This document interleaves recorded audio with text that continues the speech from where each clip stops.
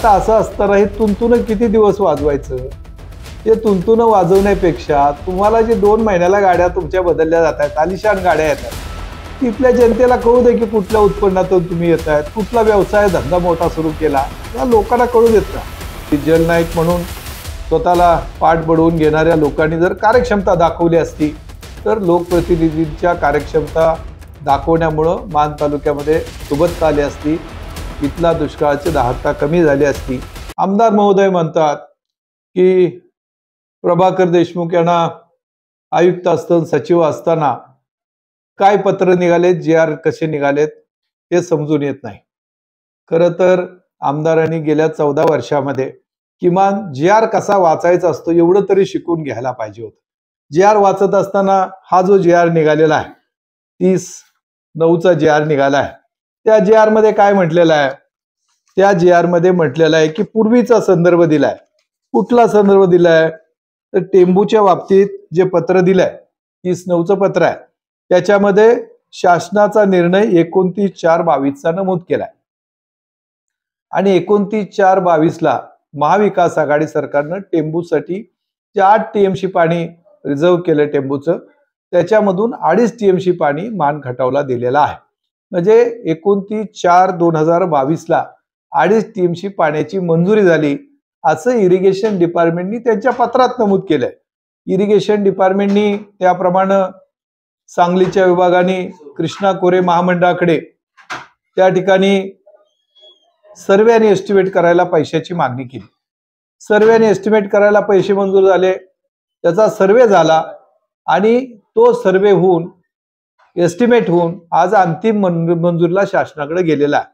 आता हे मंजूर जर झालं नसतं 29/4ला तर सर्वेला पैसे मंजूर करायची काय आवश्यकता होती? एस्टिमेट करायची काय आवश्यकता होती? त्यामुळे 29/4ला मंजूर झालं, त्याचं एस्टिमेट झालं आणि कृष्णा खोरे लवादाचं जे एकूण पाणी आहे सांगलीला, सातारला सर्व ठिकाणी दिलेलं आहे त्याचा आढावा घेतलाय आणि त्याच्या आढाव्याला फेर मान्यता दिलेली आहे. हे नव्यानं मान्यता 30/9ला दिलेली नाही ही वस्तुस्थिती आहे. त्यामुळे टेंबूचं 2.5 TMC पाणी हे जयंत पाटील साहेबांनी 29/4/2022लाच मंजूर केलं ही वस्तुस्थिती आहे. ती रेकॉर्डवरती आपल्याला मांडायची आहे. त्याशिवाय महाविकास आघाडीच्या काळामध्ये तत्कालीन उपमुख्यमंत्री आदरणीय अजितदादा पवार साहेबांनी औंधसाठी 1.25 TMC एवढं पाणी नव्यानं आरक्षित केलेलं आहे. म्हणजे महाविकास आघाडी सरकारच्या काळामध्ये 3.75 TMC एवढं पाणी नव्यानं आरक्षित केलेलं आहे.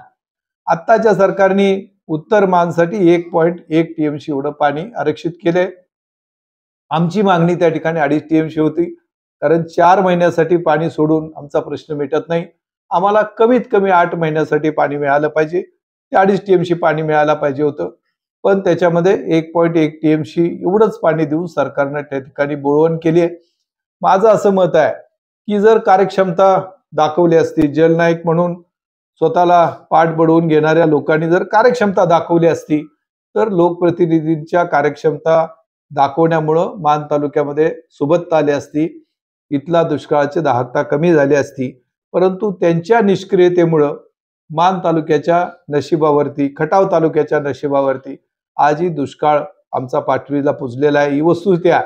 इतर तालुक्यात चांगलं काम होतंय तर मान आणि खटावमध्ये का होत नाही असा जनतेने विचारलेला प्रश्न लोकप्रतिनिधीला त्याचं उत्तर द्यायला लागेल. सातत्यानं ते पवार साहेबांच्या बद्दल एकेरीने बोलतात.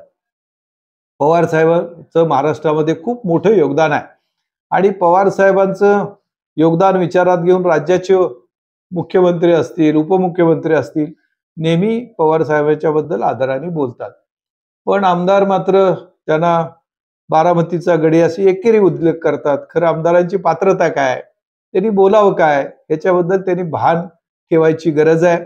थोडं शुद्धीवर राहिलं, नीट बोललं तर मला वाटतं की काय अडचण येणार नाही. एवढं तरी तारतम्य त्यांनी ठेवायची अपेक्षा आहे. अनेक वेळेला माझ्या प्रॉपर्टीबद्दल बोलतात. त्यांनी याच्याबद्दल तक्रारी केल्या होत्या. महसूल खात्याने त्याची चौकशी केली, त्यात तथ्य नाही म्हणून सांगितलं. अँटी करप्शननी चौकशी केली, त्याच्यात काही तथ्य नाही आरोपात असं सांगितलं.